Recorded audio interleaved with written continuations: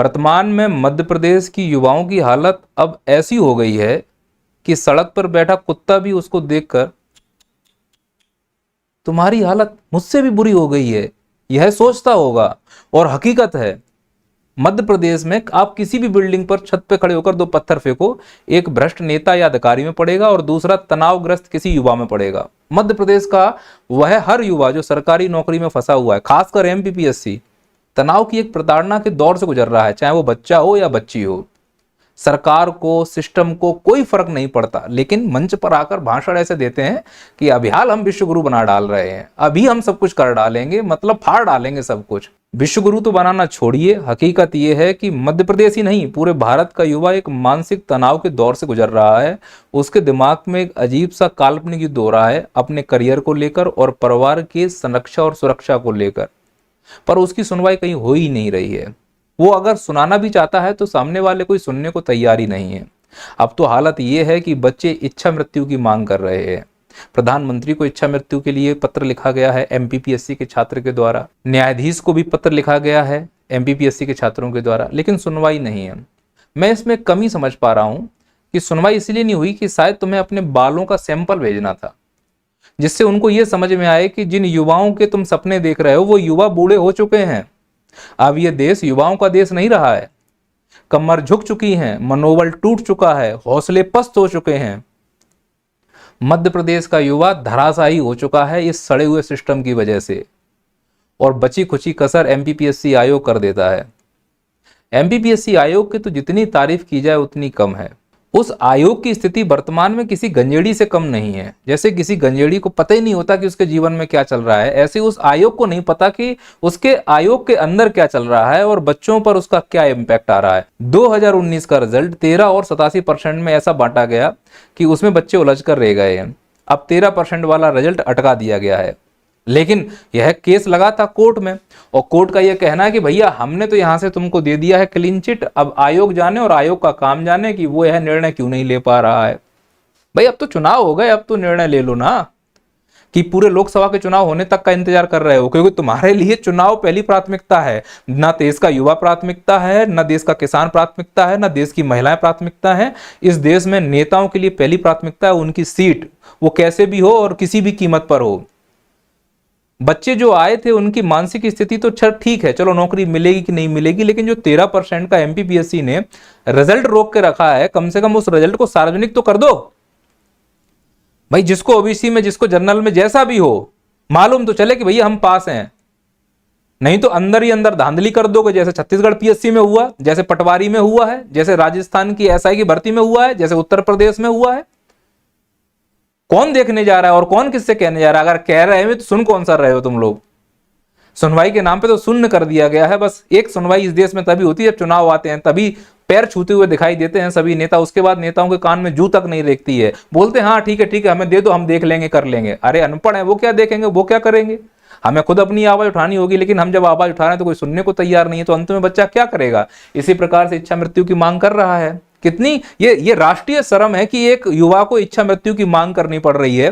वो देश जहां जननांकीय लाभांश की कंडीशन बनी हुई है, जहां हम दुनिया में डंका ठोकते हुए घूम रहे हैं कि हमारे पास सबसे ज्यादा श्रम बल है, और उस श्रम बल को अगर इच्छा मृत्यु मांगनी पड़ रही है तो सभी राजनेताओं, सभी प्रशासकों के लिए शर्म की बात होनी चाहिए कि आखिरकार सिस्टम में ऐसी कौन सी कमी है कि 6-6 साल तक रिजल्ट नहीं आ रहा है एमपीपीएससी का। ऐसा कौन सा नशा करके बैठा हुआ है आयोग, और ऐसी कौन सी मजबूरी है कि रिजल्ट नहीं दे पा रहे हो? 13% का अगर कोई राजनीतिक पेच फंस रहा है तो उसको सुलझाओ, लेकिन वो राजनीतिक पेश किसी बच्चे के भविष्य के दांव पर नहीं होना चाहिए।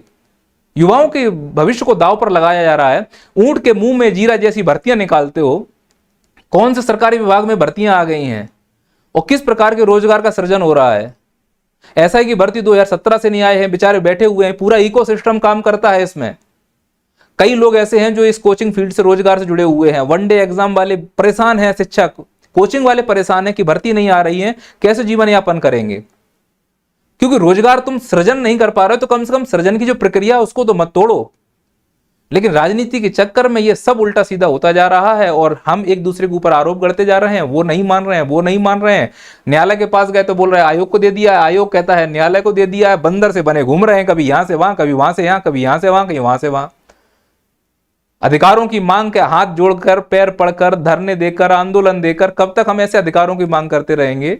और सिर्फ अधिकारों की मांग यहीं तक क्यों सीमित होती? राजनेताओं और बड़े बड़े अफसर, भ्रष्ट नेताओं के लिए लागू क्यों नहीं होती? तो जितने भी छात्र हैं, तैयारी कर रहे हैं, आक्रोश आपको अंत में नुकसान ही देगा।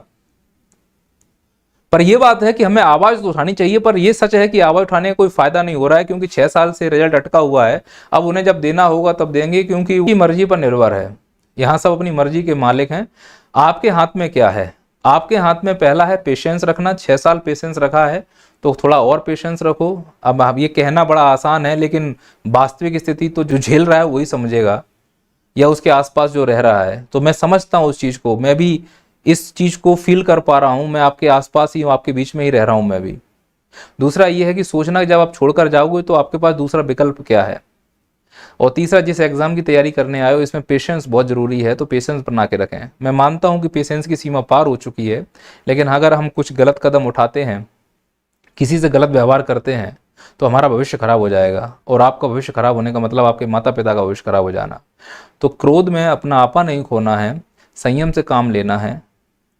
जो सिस्टम तय करेगा वही होगा। सिस्टम से अब लड़ा नहीं जा सकता है। हमें सिस्टम के आगे अब घुटने टेक देने चाहिए, और सिस्टम से रहम की भीख मांगनी चाहिए कि हम आपके आगे झोली फैला रहे हैं, हमारी बात मानी जाए, हमारी बात सुनी जाए। ऐसा कोई बहुत बड़ा पेश नहीं है। 6-6 साल तक अगर भर्तियां अटक रही हैं तो इस देश में सरकारें चलना बड़ा मुश्किल हो जाएंगी। 5 साल में तो चुनाव हो जाते हैं, टाइम पे नियुक्तियां हो जाती हैं, टाइम पे मंत्रालय बट जाते हैं, टाइम पे घूस आ रही है, सब कुछ टाइम पे हो रहा है। केवल हम युवाओं के साथ ही खिलवाड़ क्यों? तो एमपीपीएससी का भी एग्जाम है, और जो बच्चे मुझे सुन रहे हैं 2024 का जो 23 जून को होने वाले प्री में बैठने वाले हैं, मनोबल डाउन हो रहा है सर, क्या करें? जब भी आपको लगे कि आप डाउन जा रहे हो, शोल्डर गिरा रहे हो, तो कुछ मत करो, प्रीवियस ईयर क्वेश्चंस को उठाओ और उन प्रीवियस ईयर क्वेश्चंस को उठाकर उनको अच्छे से रिवाइज करना शुरू करो। जिस दिन मनोबल डाउन हो उस दिन पूरे दिन प्रीवियस ईयर क्वेश्चंस पढ़ो, और प्रीवियस ईयर क्वेश्चन पढ़ने के बाद फिर जो तुमने नोट्स बनाए हैं, सिनॉप्सिस बनाए हैं, उनको बहुत अच्छे से रिवीजन करो। और हो सके तो एमसीक्यू साथ में ऑब्जेक्टिव वाले जो ओएमआर सीट है उसको जरूर प्रैक्टिस करें। और जो पढ़ाई का शेड्यूल है वो 9 से 12 सुबह कुर्सी पर बैठ कर पढ़ना शुरू करें, जिससे एक साइकिल दिमाग में स्टार्ट हो जाएगा और दिमाग और हाथ दोनों साथ साथ चलेंगे। देखो, घबराने से कुछ नहीं होगा। आप एक ट्रेन में बैठे हुए हो, अब आपको उतरने का मौका तब मिलेगा जब ये ट्रेन रुकेगी। अब उसके अंदर कोई सिगरेट पी रहा है, कोई तुमको गाली दे रहा है, कोई तुमसे बदतमीजी कर रहा है, तो ये रास्ता है कि ट्रेन की चेन खींचो और उतर जाओ, यानी पीएससी छोड़ दो। या फिर जब तक ये तुमको परेशान कर रहे हैं ट्रेन के अंदर, तब तक तुम पेशेंस रखो और अपना काम करते रहो। लेकिन जब ट्रेन से उतरना तो अधिकारी बन के ही उतरना। आप मान लो कि अब मुझे मुसीबत का सामना करना है, मानसिक रूप से इतना मुझे परेशान कर चुके हैं और ये प्रक्रिया चलती ही रहेगी। हम मानसिक रूप से अब इतने मजबूत होना चाह रहे हैं कि इस प्रक्रिया पर हमारे ऊपर कोई असर ना हो, क्योंकि कहकर देख लिया, आंदोलन करके देख लिया, वहां कोई फर्क पड़ने वाला नहीं है। क्योंकि फर्क तब होता है जब वो संवेदनशील हो। संवेदनशीलता आई कहां से? वो तो व्यवहार से आती है। व्यवहार वो करना ही नहीं चाह रहे हैं, वो तो एसी के रूप में बैठकर सब निर्णय ले रहे हैं, है ना। नाम है लोक सेवा, लोक सेवक आयोग है ना, लोक सेवा आयोग। हम लोग हैं, सेवा तो छोड़ दो ना, लोक ना सेवा। आयोग आयोग है तो उसे अपना करने दो, पढ़ाई पर ध्यान दो। जो हम कर सकते हैं हमें वो करने दो, जो वो कर सकते हैं उन्हें वो करने दो। हम क्या कर सकते हैं? पेशेंस कर सकते हैं। हम क्या कर सकते हैं? रिवीजन कर सकते हैं। हम क्या कर सकते हैं? 12-12 घंटे पढ़ सकते हैं। हम क्या कर सकते हैं? नोट्स बना सकते हैं। हम क्या कर सकते हैं? दूसरों की मदद कर सकते हैं, दूसरों का मनोबल बढ़ा सकते हैं। और एक और, अगर आपकी उम्र 25 साल से ज़्यादा है तो प्लान बी तैयार रख सकते हैं। 25 साल से कम है तो पूरी तरह से एमपीपीएससी पर निर्भर रह सकते हैं। अगर आपकी उम्र 22 साल है तो मैं कहूँगा यूपीएससी भी ट्राई कर सकते हैं। पॉजिटिव सोचिए, जो होगा अच्छा होगा। बाकी हिम्मत रखिए, हिम्मत है तो सब कुछ है। और कोई अगर परेशानी हो तो मुझे कॉल कीजिए, मैं बात करूंगा आपसे। जय हिंद, जय भारत।